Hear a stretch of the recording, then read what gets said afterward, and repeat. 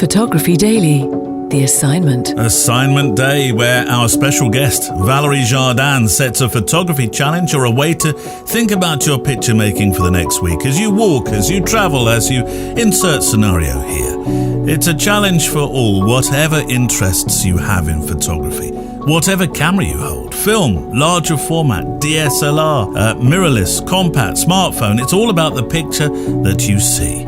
You'll find a show page on the website photographydaily.show, and if you email in the pictures that you make to studio@photographydaily.show for this challenge, I'll then upload them to the episode show page. You can always check back, of course, to see pictures from previous editions too. And before we meet Valerie, returning to set her second assignment, my thanks to our wonderful patrons and mpb.com who sponsor this show, the number one company in the US and the UK and Europe when it comes to buying, selling and trading used camera kit online. It's a safe place to do business, guarantees upon what you buy, and as you know, I've talked about in the photo walk the last couple of weeks, I trust them, I buy through them. Right, this Friday, we are talking street portraiture, which may not necessarily be your cup of Yorkshire gold, but it's something I think many of us are intrigued by. I certainly am myself, as I'm trying to make my own portraits with interesting people as I walk on my photo walks. I did think I was better at it, but it seems despite my experience of photographing people, this is an element that still unnerves me. Well, Neil, don't do it then, I hear you shout. But no, I'm fascinated by people, and well, I just think it would help me as a photographer and podcaster. But here's the thing, sometimes, maybe often, despite the hundreds of thousands of pictures I've presented from events and weddings and portraits and commercial and yeah, we get the idea, Neil. When I find interesting people on the street, there's still an air about my approach that doesn't seem to be working.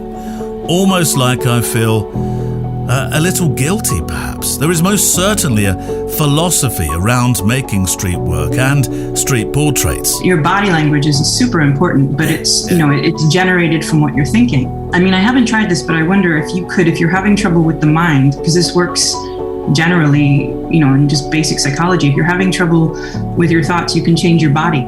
And your body will help you change your thoughts, and your mind will help you change your body. Like, it's a relationship. It's not either or. Like if you open your stance and you stop doing something that makes you look guilty. If you change your body, maybe it will help you change your thoughts. But I mean, I find on the street it's much more powerful for me to change my thoughts. A fascinating conversation on Friday with Gabrielle Matola. I'm leaving a link, by the way, on the show page today for those listening on the week of Publish, because Gabrielle, for those living with access to the UK, has a super street portrait workshop on the 11th and 12th of June. So, let's meet our guest for today, setting you an assignment for the new week, Valerie Jardin. The assignment. Valerie, I bet the thing that comedians most fear is when somebody says, "Oh, you're a comedian, tell me a joke."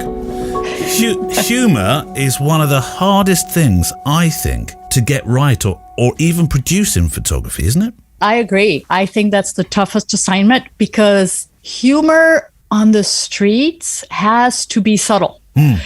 It's more like, at the end of a magazine or a newspaper, there used to be like the feature photograph that kind of brought a smile to your face after you read all the bad news. Yeah. So think of it that way. It's subtle humor, which is a lot more difficult to capture than roll on the floor funny.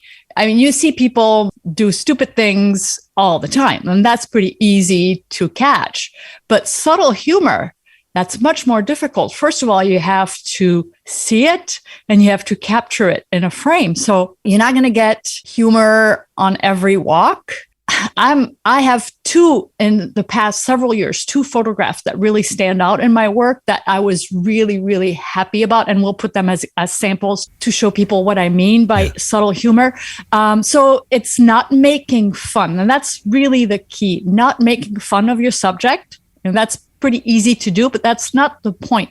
You have to be respectful of your subject, always on the street. At least that's the way I teach. So be respectful. Humor has to be subtle and it's going to be hard. Yeah. Probably think about dogs and think of Elliot Horowitz, for example. The interaction between dogs and people, there's a lot of humor. Yeah, you have one actually, which I always smile a lot at when I see it, because my dog does it. That's when Barney, or Sir Barkalot as I call him, when he meets a bigger dog, the first thing he does is go behind them and sniff, you know what I mean. And you've got exactly that. The larger dog is looking back thinking, what are you doing? Yeah.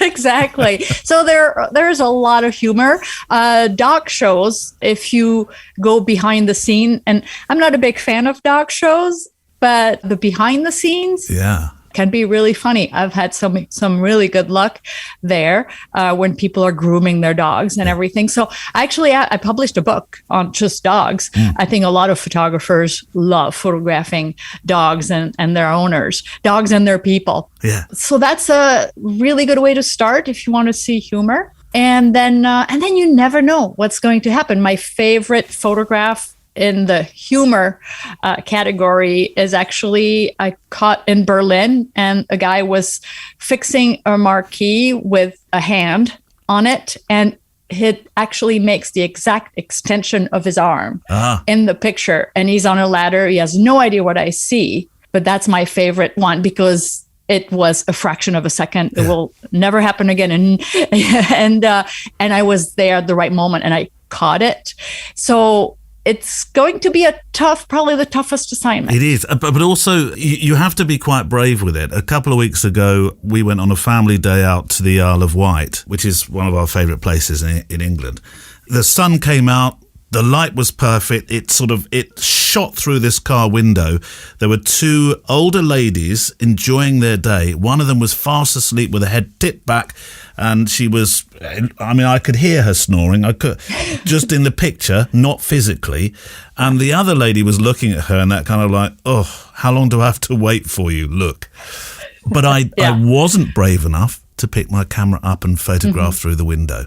So you have to find some courage, don't you? Yeah, and see, that's the thing. If you're not making fun, if the person is not in a situation of ridicule, and you're photographing them, you have to feel good about it. I think first of all, you're not doing anything wrong. The person is in public, and again, it's not making fun of the subjects. So I think you'll know. I think you have to follow that instinct. You should always follow that instinct or that little voice in your head, unless I'm the only one who hears it. I don't know. But you should always follow that voice that tells you, no, maybe not a good idea. Maybe you should move on.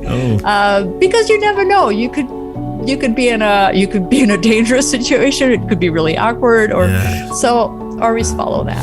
So you've got 7 days. That's this week's assignment, humor. Good luck. In 7 days, if you go out every day, one keeper in humor will be will be very good. And that's our challenge for this week. I'll be delighted to see what you produce and would love to show them on today's corresponding show page on the website, photographydaily.show. Just send them into the email address, your pictures, to studio@photographydaily.show. And remember, 2,000 pixels on the wide side. Or if you're shooting with a smartphone, best quality, please. Music on the show is from artlist.io. Production assistance from Neil Ford, Andrea Gilpin and Emily Renier. And I look forward to photographing with you, hearing from you and talking with you on the Photo Walk. The Assignment is a Loading Zone production.